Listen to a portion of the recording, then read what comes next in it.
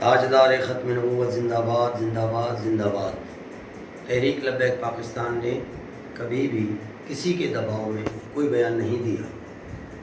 ابھی ہمارے چند احباب جو رکن شورا کے اراکین ہیں وہ الحمدللہ سب محفوظ ہیں، اور ان سے مشاورت کے بعد میں یہ اعلان کرنا چاہ رہا ہوں کہ 17 اکتوبر کو جو ہم نے مشاورت کے بعد کال دی تھی، وہ کال ہم زخمیوں، شہداء اور ہمارے گرفتار اراکین ہیں اور جو مسنگ پرسنز ہوئے ہیں اس پورے کراؤڈ میں، جن کو شو نہیں کیا جا رہا، جو پاکستان میں بھی خیر سے اب مسنگ پرسنز شروع ہو گئے، تو ان مسنگ پرسنز کے معاملات کی مصروفیت کی وجہ سے ہم 17 اکتوبر کے کال کو مؤخر کر رہے ہیں۔ کسی کے دباؤ میں نہیں ہے بھائی، ہم انشاءاللہ العزیز آخری دم تک اپنے مشن کے ساتھ کھڑے ہیں۔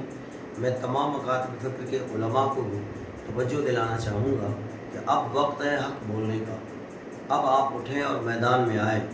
اتنے ظلم کے باوجود اگر آج بھی ہم نہیں بولیں گے تو ہمارے لیے بھی کوئی بولنے والا نہیں ہوگا۔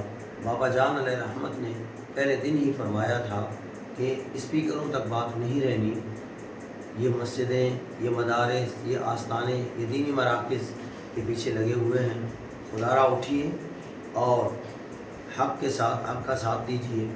انشاءاللہ العزیز 17 اکتوبر بروز جمعہ میں امید رکھتا ہوں کہ پاکستان کے تمام علماء کرام جمعے کو غزہ کے شہداء اور غزہ کے لیے آواز اٹھانے والے مجاہدین کے شہداء کے ایصال ثواب کے طور پر منائیں گے۔ تاجدار ختم نبوت زندہ باد زندہ باد زندہ باد۔